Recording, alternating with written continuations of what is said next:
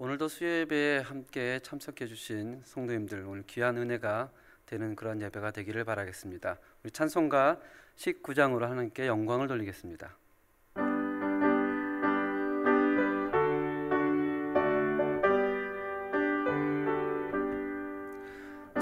찬송하는 소리 있어 항상 기뻐하도다. 하늘 아버지의 이름 거룩거룩하도다. 세상 사람 찬양하자.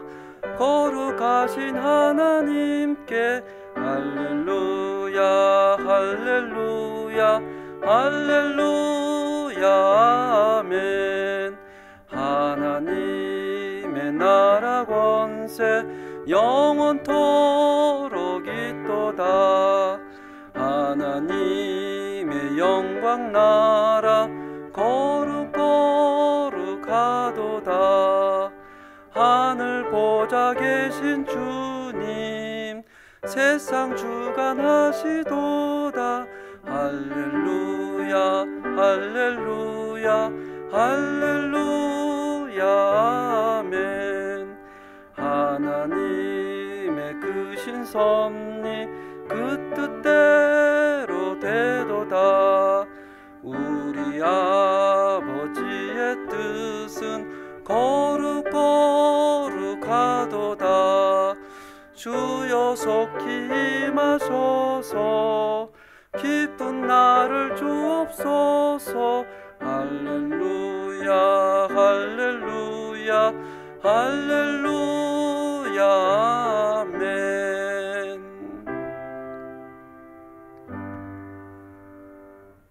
우리 오늘 함께 나눌 하나님의 말씀은 마태복음 1장 18절부터 25절까지의 말씀입니다. 마태복음 1장 18절에서 25절까지의 말씀입니다. 신약성경 1페이지입니다. 마태복음 1장 18절에서 25절의 말씀 함께 봉독하시겠습니다. 예수 그리스도의 나심은 이러하니라. 그의 어머니 마리아가 요셉과 약혼하고 동거하기 전에 성령으로 잉태된 것이 나타났더니 그의 남편 요셉은 의로운 사람이라 그를 드러내지 아니하고 가만히 끊고자 하여 이 일을 생각할 때에 주의 사자가 현명하여 이르되 다윗의 자손 요셉아 내 아내 마리아 데려오기를 두려워하지 말라. 그에게 잉태된 자는 성령으로 된 것이라. 아들 낳으리니 이름을 예수라 하라. 이는 그가 자기 백성을 그들의 죄에서 구원할 자이심이라 하니라. 이 모든 일이 된 것은 주께서 선지자로 하신 말씀을 이루려 하심이니 이르시되 보라 처녀가 잉태하여 아들을 낳을 것이요 그의 이름은 임마누엘이라 하리라 하셨으니 이를 번역한즉 하나님이 우리와 함께 계시다 함이라. 요셉이 잠에서 깨어 일어나 주의 사자의 본부대로 행하여 그의 아내를 데려왔으나 아들을 낳기까지 동침하지 아니하더니 낳음의 이름을 예수라 하니라. 아멘. 잠시 기도하고 말씀을 나누겠습니다. 하나님 아버지, 또 우리 오늘도 수요일이 되어서 또 이 시간에 하나님 앞에 앉아 함께 예배를 드리고 있습니다. 이 예배가 계속 드려지는 어떤 형식적인 예배가 아니라 정말 하나님과 나, 하나님의 존전 앞에 있는 귀한 예배가 될 수 있도록 인도해 주시고 또 부족하지만 저를 통해서 하나님의 말씀이 선포되어질 때 그 가운데 하나님의 뜻이 온전히 전해질 수 있도록 주님 은혜를 허락하여 주시옵소서. 예수님의 이름으로 기도합니다. 아멘. 이제 올 한 해가 마무리되어져 가고 새로운 한 해를 맞이하고 있습니다. 이맘때가 되면 모든 교회들은 굉장히 분주해집니다. 성경학교도 준비해야 되고 수련회 또 수양회를 준비하기에 분주합니다. 저희 연합교회도 이번 주 금요일 토요일 이틀간은 유치부 여름 성경학교가 빛으로 오신 예수님이라는 주제로 교회에서 오전 10시부터 오후 4시까지 열리게 됩니다. 이 기간에 우리 선생님들이 아이들이 어떻게 하면 이 땅에서 인정받고 착하게 살아갈 수 있을까? 또 어떻게 하면 성공한 삶을 살 수 있을까? 라는 것을 가르치는 것이 아니라 아이들에게 반복적으로 지속적으로 예수님이 누구인가에 대해서 가르치고 있습니다. 그리고 성령님의 역사를 기도하면서 기다리고 있습니다. 교사들이 알아서 잘 하겠지 라고 생각하지 말고 좀 더 이 성경학교에 관심을 가지고 우리 교육자인 목사님과 또 선생님들을 위해서 기도해 주시고요. 피교육자인 아이들을 위해서도 기도하시면서 기도만 하지 마시고 한 번이라도 한번 들여다보면서 관심을 가지고 볼 수 있다면 굉장히 뜻있고 귀한 성경학교가 될 줄로 믿습니다. 2000년 전에 예수님께서 제자들에게 가장 근본적인 질문을 한 가지 던집니다. 그것은 마태복음 16장 15절에 너희는 나를 누구라 하느냐입니다. 왜냐하면 예수님의 말씀을 듣고 예수님의 이적을 맛보고 예수님을 따라다녔던 수많은 사람들에게 예수님이 질문을 던졌을 때 그들은 이렇게 얘기를 합니다. 세례요한입니다. 엘리야입니다. 또 어떤 사람은 예레미야나 선지자 중에 하나입니다라고 했기 때문입니다. 말씀을 듣고 이적을 체험하고 주님을 전적으로 따라도 예수님이 누구인지 알지 못할 수가 있는 것입니다. 이때 베드로가 예수님에 대해 예수님이 어떤 분인지 무엇을 하러 오셨는지 짧지만 굉장히 강렬하게 고백을 하죠. 이 고백은 신구약 66권 안에 그 어떤 고백보다도 위대한 신앙 고백이라고 들을 수 있습니다. 마태복음 16장 16절에 보면 주는 그리스도시요 살아계신 하나님의 아들이시니다. 그리고 이 고백을 듣고 나서 주님이 내가 이 신앙의 고백 위에 누구의 교회요? 내 교회 하나님의 교회를 세우시겠다라고 말씀하십니다. 마태복음은 이 고백으로부터 출발합니다. 그래서 우리가 저번 주에 봤던 1장 1절부터 예수 그리스도를 아브라함의 자손이요 예수 그리스도를 다윗의 자손이라 소개하며 그의 족보를 쭉 나열합니다. 그래서 마태는 너희가 십자가에 못 박고 죽은 그 예수가 우리 유대 민족이 수백 년, 수천 년을 간절히 기다려온 바로 그리스도 살아계신 하나님의 아들 왕이라는 사실을 마태복음 처음부터 선포하며 글을 시작합니다. 오늘 본문은 그 선포 뒤에 시작이 됩니다. 18절 한번 보시겠습니다. 18절 예수 그리스도의 나심은 이러하니라. 그의 어머니 마리아가 요셉과 약혼하고 동거하기 전에 성령으로 잉태된 것이 나타났더니 오늘 18절을 읽으면서 교회를 오래 다녔기 때문에 또 신앙생활을 오래 했기 때문에 우리들은 이 구절이 그렇게 크게 이질감 없이 받아들여집니다. 예수님이 동정녀 마리아에게 낳았다는 사실을 너무나 부담감 없이 당연한 거 아니냐 이렇게 받아들일 수 있습니다. 물론 21세기를 살아가는 요즘은 결혼하기 전에 임신을 하고 아이를 낳는다는 것이 그렇게 부도덕하거나 이상한 것으로 인식되지 않는 그런 시대에 살고 있습니다. 심지어는 혼전 임신은 결혼을 위한 혼수를 완성하는 마지막 퍼즐이다 이렇게 주장하는 사람도 있습니다. 하지만 마태복음이 쓰여질 2000년 당시 그 당시로 돌아가 보면 28절의 내용은 너무나 충격적이고 너무나 부도덕적인 이야기입니다. 신구약을 통틀어서 약혼이란 이 단어는 마태복음 1장 18절에 딱 한 번 나와 있습니다. 그의 어머니 마리아가 요셉과 약혼하고 유대인들은 세 번의 결혼식이 있다고 합니다. 첫 번째는 아주 어렸을 때 부모들 간의 약속이라고 합니다. 아이들이 어렸을 때 부모들 간에 약속을 하죠. 우리가 나중에 아이들이 성인이 되면 이 아이들을 결혼시킵시다 라는 부모들 간의 약속이 있습니다. 이 약속은 어떤 법적인 구속력이 있지 않습니다. 그냥 부모들 간의 약속입니다. 그런데 성인이 되면 요즘은 성인이 만 18세지만 그 당시 유대인들은 12세 또는 13세입니다. 12세, 13세가 되면 이제 당시 성인이 됐기 때문에 그 부모들의 약속에 의해서 약혼식을 합니다. 그래서 아마 마리아도 13살이나 또는 14살에 결혼했을 것이다 많이 추정을 합니다. 이 12살이 13살이 되면 실질적인 부부로 인정을 하기 시작합니다. 그래서 약혼식을 합니다. 약혼식을 하면 신랑이 신부의 집을 찾아가 신부 부모에게 상당한 액수의 돈을 지불합니다. 이것은 돈을 주고 산다는 의미가 아니라 그동안 신부를 아름답게 순결하게 키워주셔서 감사합니다 라는 감사의 뜻으로 그 신부에게 돈을 전합니다. 그리고 나서 신부에게 얘기를 하죠.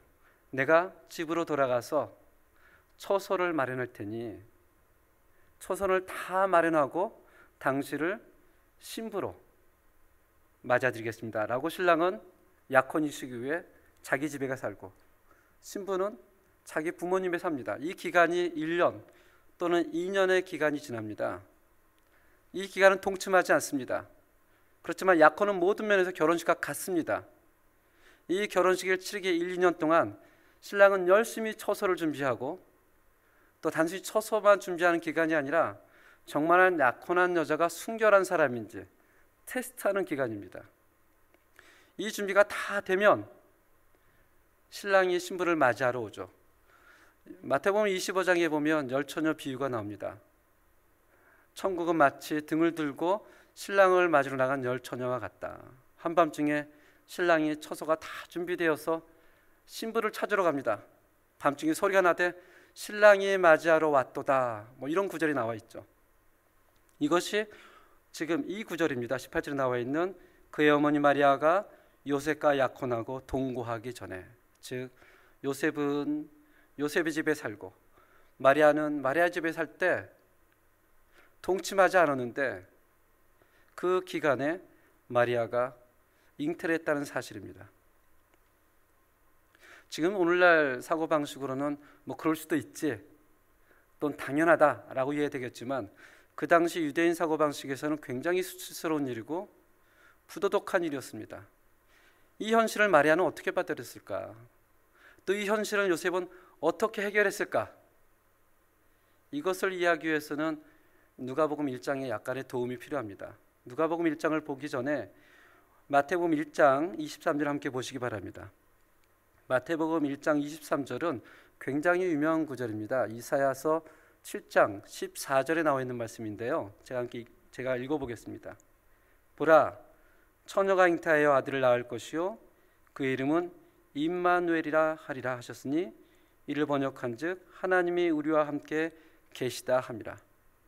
그 당시 유대인이라면 이 구절을 다 알고 있었습니다.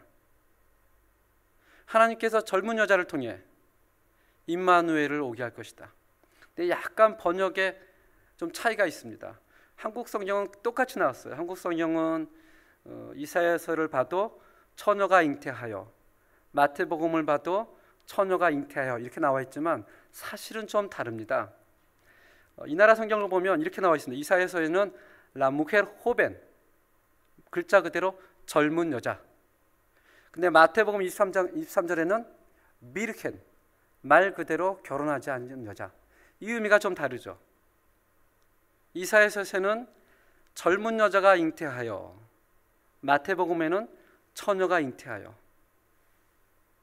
이 구절을 유대인들이 다 알고 있었기 때문에 젊은 여자들은 그러한 소망을, 결혼한 젊은 여자들은 그러한 소망을 가지고 있었습니다. 혹시 하나님이 나를 통해서 메시아를 오게 하지 않을까?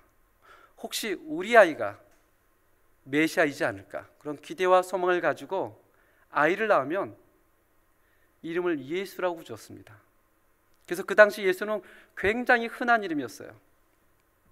중남미에 살다 보니까 이 천주교 국가들이라 성경의 이름이 많이 있습니다.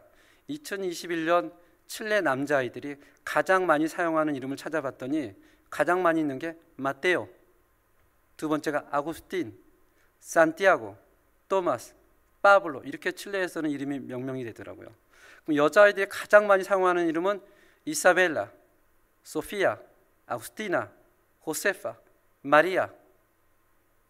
이 한국 사람들도 여기서 오래 살다 보니까 이 나라 이름을 다 가지고 있을 것이라고 생각이 듭니다. 저는 이 나라 이름이 안드레스입니다. 안드레스. 근데 재미있는 것은 제가 칠레에서 사용하는 이름을 봐도, 아르헨티나에 사용하는 이름을 봐도 한국 사람이 이 나라 이름을 짓는 걸 봐도 헤수스, 예수라 이름 짓는 사람을 거의 볼 수가 없습니다. 거의 없어요.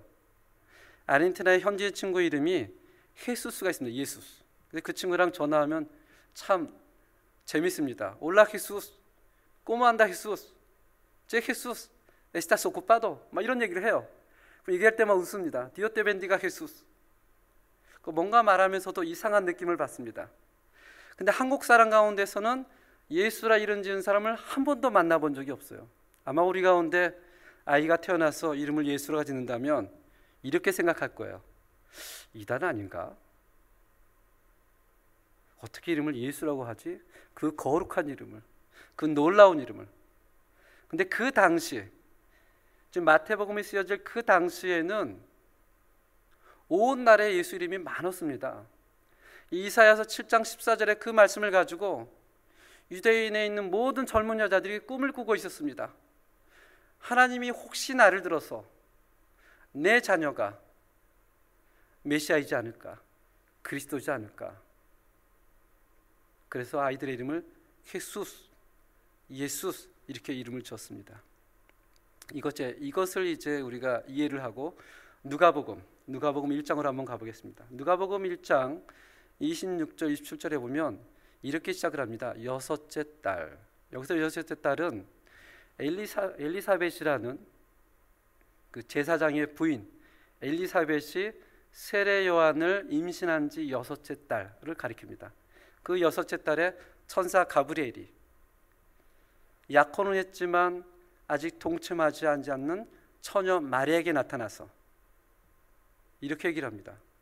보라, 31절에 내가 잉태하여 아들을 낳으리니 그 이름을 예수라 하라. 유대의 모든 젊은 여자들이 메시아의 어머니가 되기를 소망해서 자기 아들이 메시아가 되길 원해서 예수라는 이름을 지었지만 마리아는 아직 남자를 알지 못합니다. 약혼 중이었지만 동침하지 않기 때문에 아이를 잉태할 수가 없었습니다. 근데 천사 가브리엘이 마리아에게 얘기하는 거죠. 내가 잉태하여 아들을 낳으리니 이름을 예수라 하라. 이것은 굉장히 기쁜 소식이지만 도덕적으로 부도덕한 이야기고 율법적으로도 말도 안 되고 생리학적으로도 불가능한 이야기였습니다. 그래서 이야기를 듣고 마리아가 34절에 이렇게 반문합니다. 나는 남자를 알지 못하니 어찌 이 일이 있겠습니까? 도대체 이게 가능한 일입니까? 이렇게 질문하는 것입니다.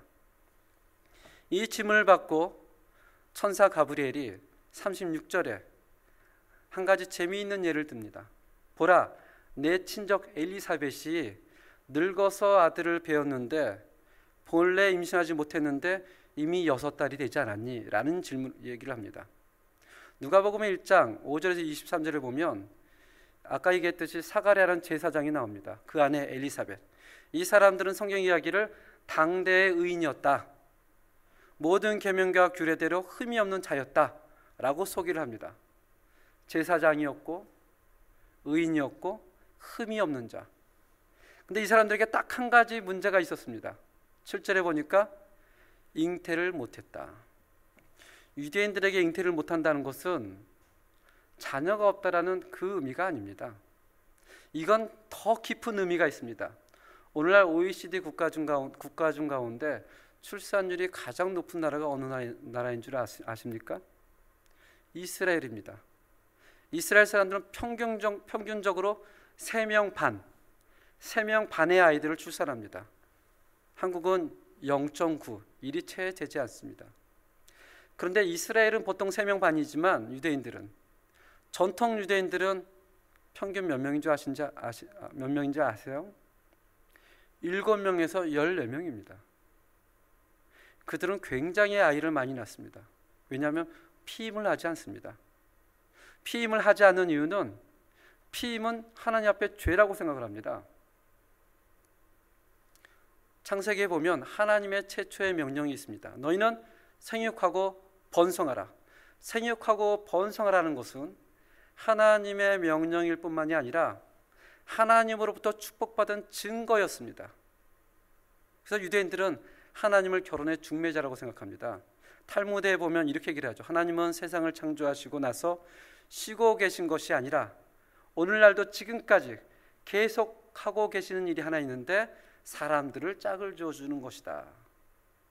그렇기 때문에 유대인들의 머릿속에 잉태하지 못한다는 것은 아이가 없다라는 것을 의미하는 것이 아니고요, 하나님으로부터 버림을 받았다는 것을 의미합니다. 한번 생각해 보세요. 제사장입니다.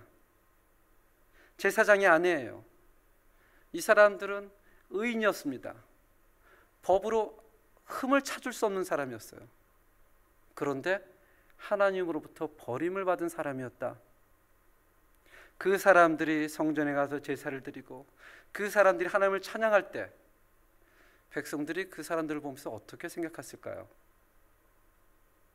사무엘상 1장에 보면 한나라는 유명한 여인이 나옵니다. 이 여인은 아이가 없습니다. 아이가 없어서 매일 울면서 기도합니다. 근데 그 구절을 자세히 보면 아이가 없어서 기도하는 게 아니고요, 하나님 왜 나를 버리셨습니까? 하나님 왜 나를 외면하셨습니까? 왜 나의 태를 열어서 아이를 주지 않습니까? 성전에 올라갈 때마다 분인나가 옆에서 격동하죠. 하나님이 너를 버렸어. 하나님이 너를 저주했어. 그렇기 때문에 한나가 그렇게 울면서 기도를 했던 것입니다. 이 예를 들어서 가브리엘이 마리아에게 얘기하죠. 너의 친족 엘리사벳도 하나님께 버림받았다고 다 사람들이 얘기하지만 잉태한 지 6달이 되었잖아. 대저 하나님의 모든 말씀은 능하지 못함이 없다. 너는 그것도 믿지 못하느냐? 이렇게 얘기를 하죠. 이 얘기를 듣고 나서 누가복음 1장 38절에 마리아가 이렇게 고백을 합니다. 마리아가 이르되 나는 주의 여종이오니 말씀대로 내게 이루어지이다 하매 천사가 떠나가니라. 나는 주의 여종이오니 주님의 말씀대로 내게 이루어지이다.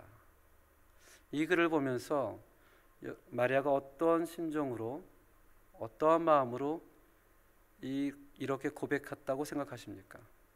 이해가 되어주고 확실히 믿어져서, 아니면 이해가 되어지지 않지만 그렇게 고백했을까? 여기서 여종을 보통 우리는 시에르바라고 이해를 합니다. 물론 이 나라 스페인 성경도 시에르바 이렇게 표현되어 있습니다. 또 바울 서신에 보면 바울은 항상 이렇게 자신을 소개하죠. 예수 그리스도의 종 바울은 파블로 엘 시에르보 데 헤스 그리스도. 근데 정확한 번역이 아닙니다. 이걸 좀 정확하게 번역한다면 파블로 엘 에스클라보 데 헤스 그리스도. 이걸 한국말로 한다면 예수 그리스도의 노예 바울은. 종하고 노예는 다릅니다. 여기서 지금 마리아가 고백하는 것은 나는 주의 여종이오니 라고 이것이 아니고요, 나는 주의 노예이오니. 신약 성경에 나와 있는 종이라는 표현은요, 시에르보로 번역하면 안 됩니다. 노예입니다. 노예. 헬라어로 둘레스. 나는 노예이오니. 당시 로마에 배가 있는데 성장의 명령에 따라 노를 짓는 사람들이 있습니다. 이 사람들은 배의 가장 밑바닥이 있어서 바다를 보지 못합니다. 선장이 오른쪽으로 져라, 오른쪽으로 짓습니다. 왼쪽으로 져라, 왼쪽으로 짓습니다. 이들은 이해가 되지 않지만, 눈에 보이지 않지만 선장의 말에 순종하는 사람, 그런 사람들을 눌로스, 노예라고 얘기를 합니다. 지금 마리아가 그 의미를 쓰는 겁니다. 나는 이 모든 상황이 도저히 이해가 되지 않습니다. 받아들일 수가 없습니다. 그렇지만 나는 당신의 노예이오니 당신의 말씀대로 이루어지길 원합니다. 이해가 되어져서 믿어져서 고백하는 게 아니고요, 이해가 되어지지 않지만, 받아들이기 힘들지만 하나님은 언제나 하나님이시고 하나님은 언제나 옳으니 당신의 말씀대로 이루어지길 원합니다라는 고백입니다. 사실은 신앙생활을 하다 보면요, 다 이해가 되어지는 것이 별로 없습니다. 왜 저렇게 신앙생활을 열심히 하는데 육체적인 고통을 당해야 하는지, 왜 경제적인 고통을 당해야 하는지 아무리 생각해도 이해가 되지 않을 때가 있습니다. 제가 아르헨티나 바야블랑카에 사역을 할 때인데요, 한 600km 정도 떨어진 부에노스에서 그런 곳입니다. 그 가운데 산드라라는 정말 귀한 집사님이 계십니다. 이분은 가서 제가 세미나 사역할 때마다 맨 앞에 와서 앉으세요. 얼마나 잘 섬기고 그 교회 기둥 같은 분이십니다. 그런데 어느 날 이분이 유방암에 걸리셨어요. 왜 하필이면 저분이? 근데 아무리 기도해도 점점 악화가 됩니다. 점점. 마지막에는요, 휠체어에 몸을 싣고 닌게를 꽂으면서 앞에서 누워서 세미나를 듣고 예배를 드립니다. 그리고 저보고 기도를 해달래요. 제가 그때 기도를 하는데 아무리 봐도 기도해도 낫지 않는 병이에요. 마음에 갈등이 됩니다. 내가 믿음이 없나? 한편으로는 이런 생각도 했습니다. 하나님, 제가 능력이 있어서가 아니라 이때가 얼마나 좋습니까? 기도에서 나오면 하나님이 영광을 받을 것이고 이 교회가 부흥되어질 것이고 저도 사역이 원활하지 않겠습니까? 근데 기도하면 할수록 점점 쇠약해집니다. 임종을 얼마 앞두고 제가 그 집 가서 기도를 하는데요, 왜 하나님이 기도를 응답하지 않는지, 왜 기둥 같은 이 사람을 데려간지 도저히 이해가 되지 않습니다. 그리고 이제 하나님 품에 안겼죠. 그럼에도 불구하고 그들이 여전히 하나님을 섬기고 하나님을 함으로 고백하면서 그분 남편이 지금 그 교회에 담임 목사로 사역을 하고 계십니다. 호세 목사님이시라고요. 마리아도 똑같습니다. 도대체 왜 주님께서 임마누엘의 하나님을 보내신다는 건 알고 있었지만 내가 남자를 알지 못하고 통침하지 않았는데 어떻게 내가 예수를 낳습니까? 그러나 나는 주의 노예이오니 당신의 말씀대로 행하옵소서. 때로는 우리도 그런 고백이 필요합니다.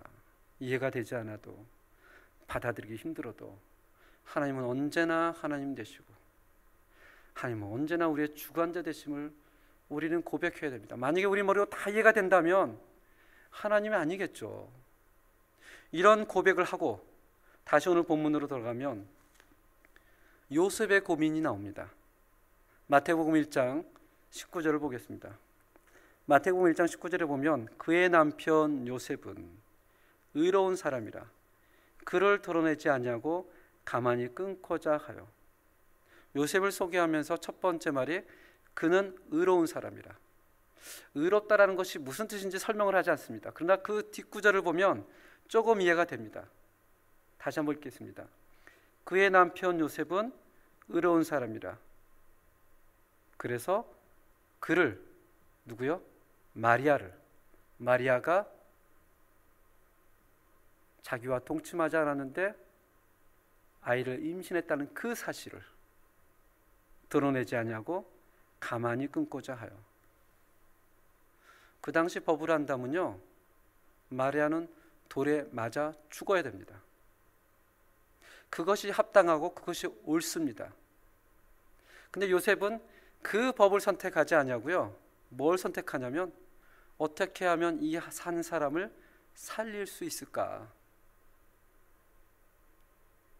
어떻게 하면 이 사람을 살릴 수 있을까?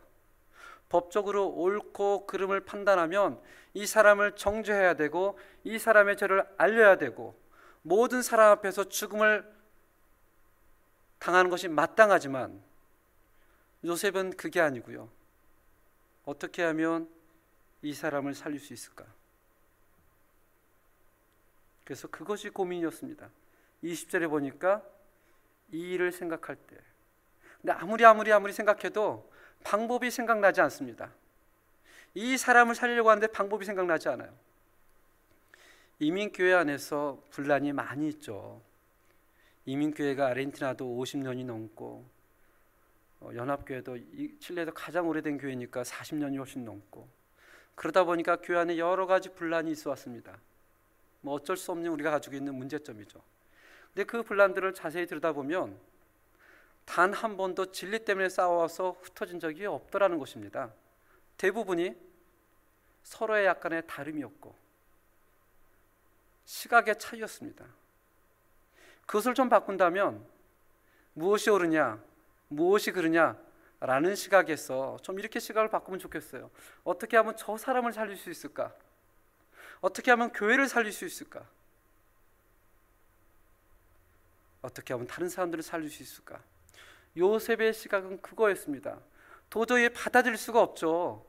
어떻게 내 아내, 사랑하는 아내가 나와 동침도 안 했는데 순결하지 않다는 것을 발견하게 됩니다.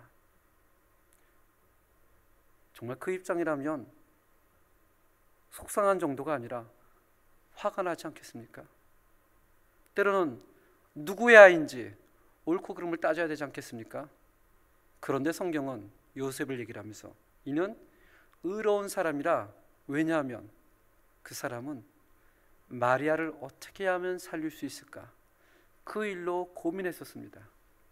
그렇게 고민할 때 주의 사자가 나타나 요셉에게 얘기를 하죠. 내 아내 마리아 데려가기를 무서워하지 말라. 그가 아들을 낳으니 이름을 예수라 하라.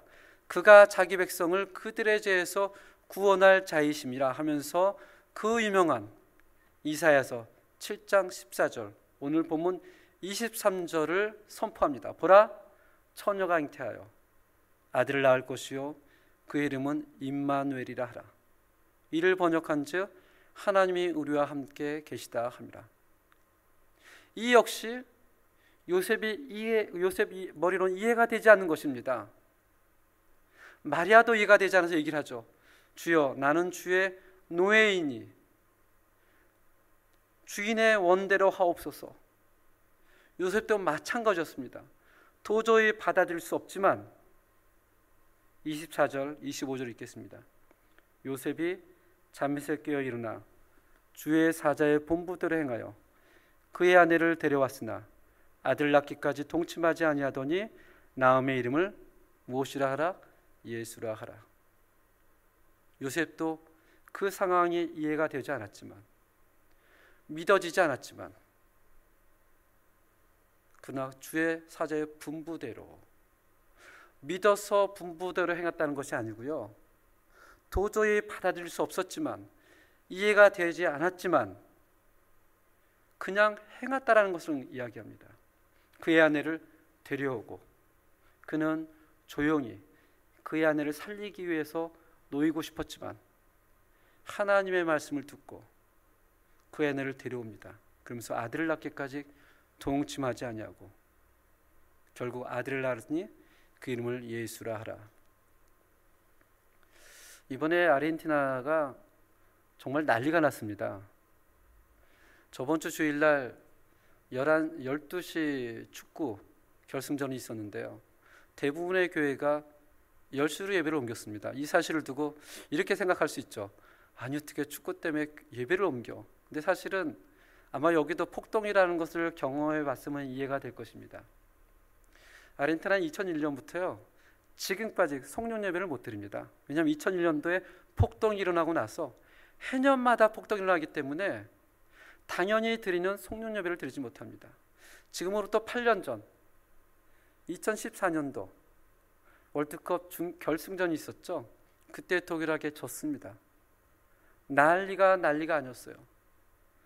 저도 온 가게를 부수고 길거리 모든 차들을 부수고 이겨도 난리, 저도 난리. 그러다 보니까 그런 경험으로 바탕으로 해서 주일날 만약에 축구 경기하는 기간에 한국 사람들이 다닌다면 큰일이 날 수가 있습니다. 그래서 예배를 10시에 옮기고 빨리 집에 돌아가세요라는 차원에서.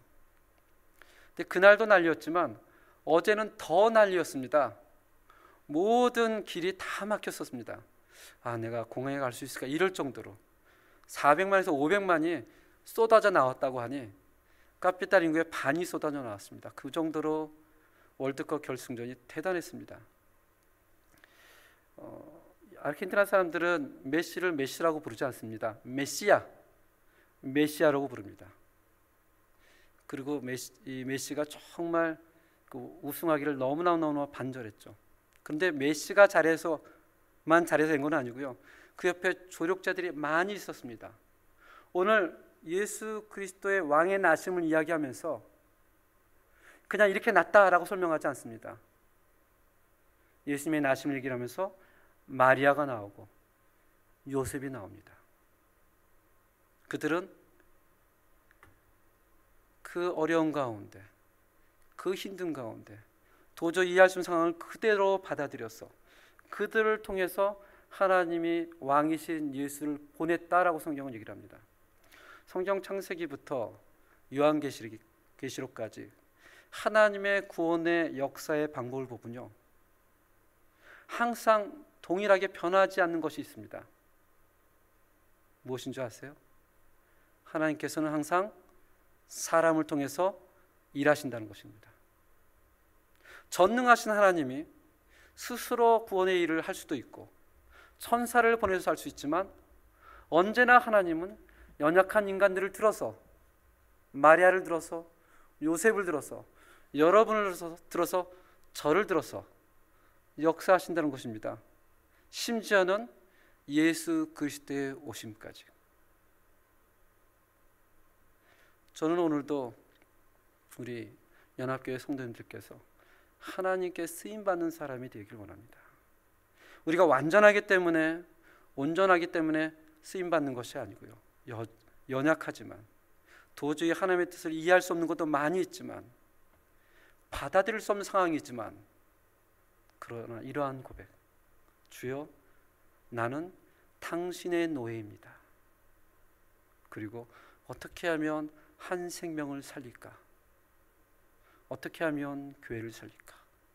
바로 이 사람들을 통해서 오늘도 주님은 왕으로 오셔서 우리와 함께 계시는 임마누엘의 하나님인 것을 고백합니다. 잠시 이 시간 왕으로 오신 예수님을 생각하면서 그 왕이신 예수님이 마리아와 요셉을 들어서 상호하셨던 것처럼 이 시간 하나님, 우리가 정말 그런 쓰임받는 사람이 될 수 있도록 한 목소리로 위해서 기도하겠습니다.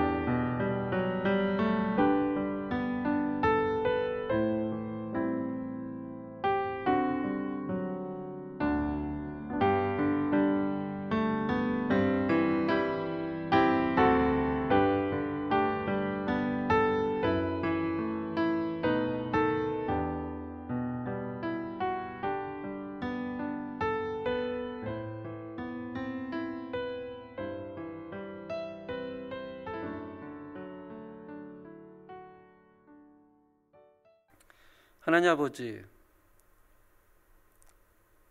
왕이신 예수 그리스도가 또 연약한 마리아와 요셉을 들어서 오게 되었음을 성경은 기록하고 있습니다. 언제나 성경은 하나님이 사람을 통해서 역사하시고 싶어 하십니다. 이것이 2000년 전만이 아니라 지금도 여기서 설교를 전하고 있는 저나 설교를 함께 나누고 있는 우리 성도들과 동일하게 적용될 것이라고 생각이 듭니다. 때로는 우리가 다 이해가 되어지고 믿어지는 것도 있지만 때로는 도저히 받아들일 수 없고 믿어지기 힘들고 하나님 정말 왜 그러십니까? 라는 질문이 나올지 몰라도 그럼에도 불구하고 오늘 마리아와 요셉이 했던 것처럼 주여, 나는 당신의 노예입니다. 내가 이해가 되지 않지만 받아들이기 힘들지만 그러나 당신은 여전히 하나님이고 여전히 창조주고 구원주이십니다. 라는 고백을, 그리고 어떻게 하면 한 사람을 살릴 수 있을까? 라는 시각으로 우리가 오늘도 살아갈 수 있도록 은혜를 허락하여 주시옵소서. 예수님 이름으로 기도합니다. 아멘. 우리 찬송가 104장으로 함께 영광을 돌리겠습니다.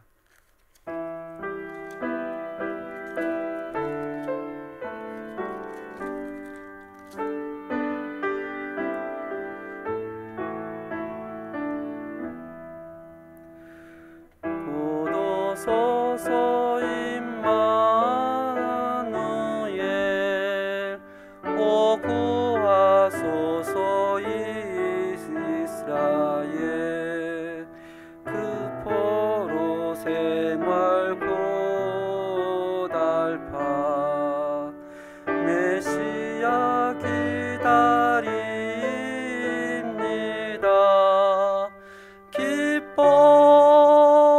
기뻐하라 이스라엘 고도시리오 임마누엘 고도소서 지혜의 주 온 만물 질서 주시고 참 진리의 길고 이사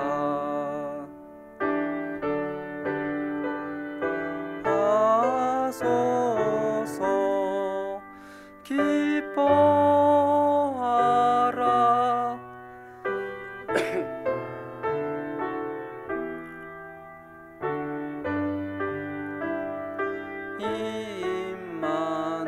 임마누엘 도소서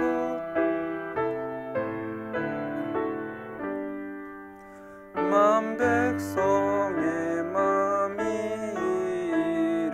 이루어 시기와 분쟁 오고 참 평화 채워주소서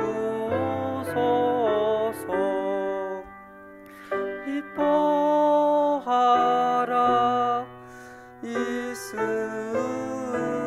이스라엘 고도소